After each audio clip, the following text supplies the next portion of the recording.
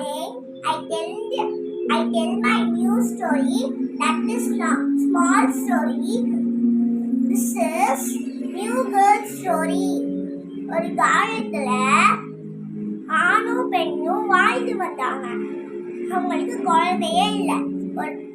ஒரு பெண் குழந்தை வரணும்னு ஆசைப்பட்டாங்க. அவங்க வீட்டுக்கு பின்னாடி ஒரு பூக்கள் இருக்கும். அந்த பூக்களுக்கு முன்னாடி அழகான மூலிகைகள் எல்லாம் இருக்கும். அதுக்கு ஆப்போசிட்ல ஒரு சுகர் இருக்கும். அந்த சுகர் ஒரு சூனியக்காரியோடதுன்றனால அங்க யாரும் போக மாட்டாங்க. அங்க ஒரு நாள்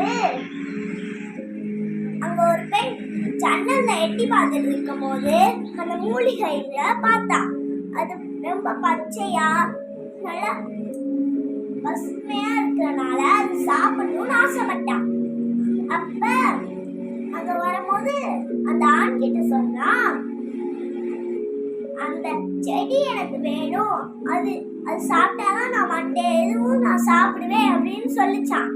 அப்படி சொல்லும் போது அந்த ஆண் நைட்டு அந்த சூனியக்காரியோட சுகர் மேல குதிச்சு அந்த மூலிகைகளை பயத்தோட டக்குன்னு எடுத்துட்டு வந்தாங்க. அப்ப குடுக்கும் போது அந்த மனைவியோட ஆசை இன்னும் 3 மடங்கு அதிகமாயிடுச்சு.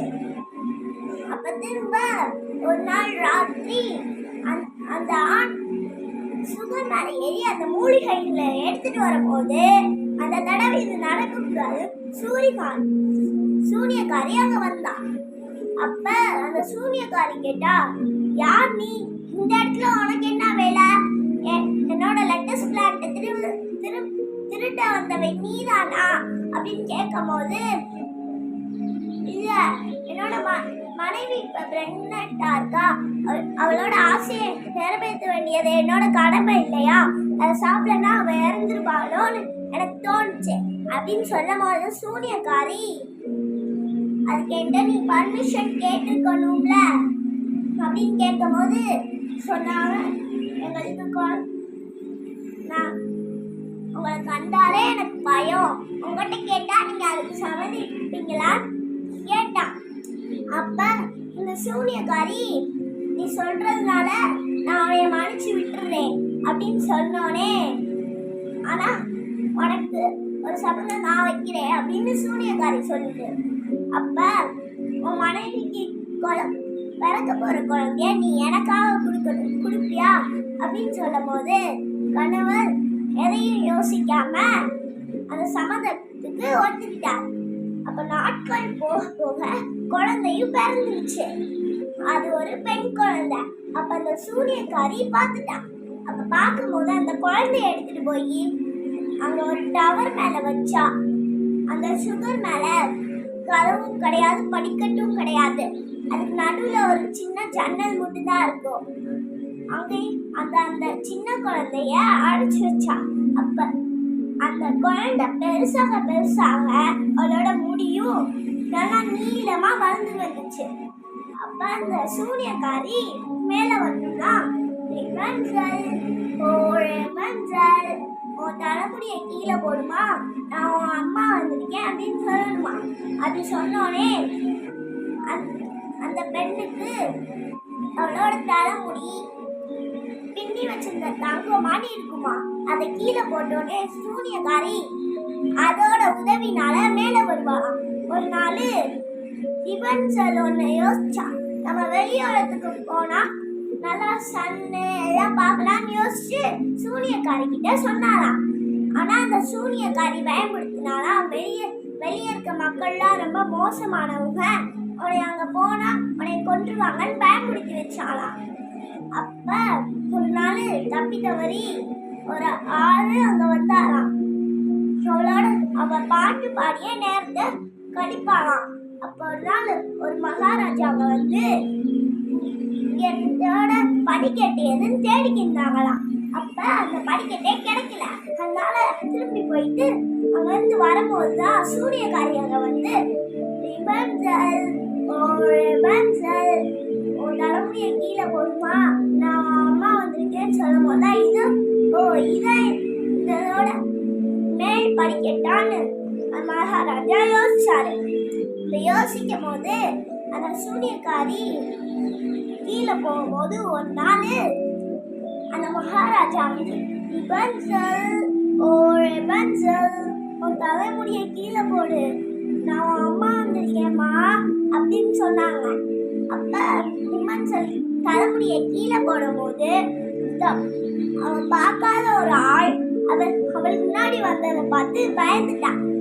பயந்ததுக்கு அப்புறம் அந்த மகாராஜா அவளோட பாடலை பத்தி எல்லாரையும் சொன்னாரு.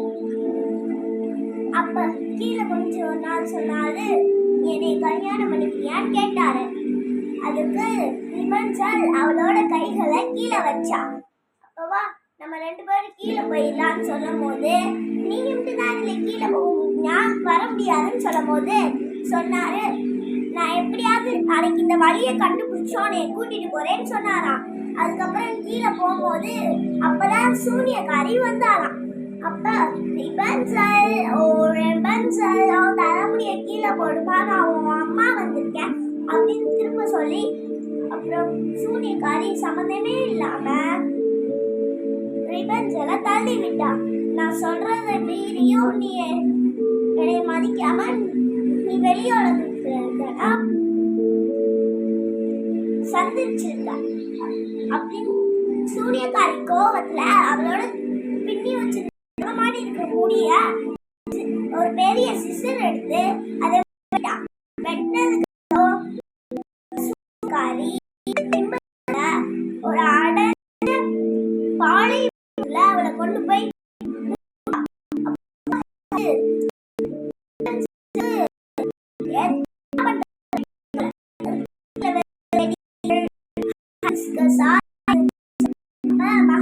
திரும்ப மேல வருவாருன்னு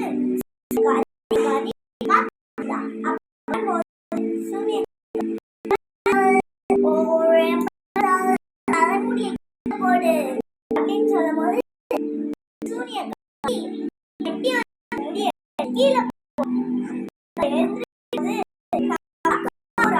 அங்க இருக்கிறத மகாராஜா பயந்தார்.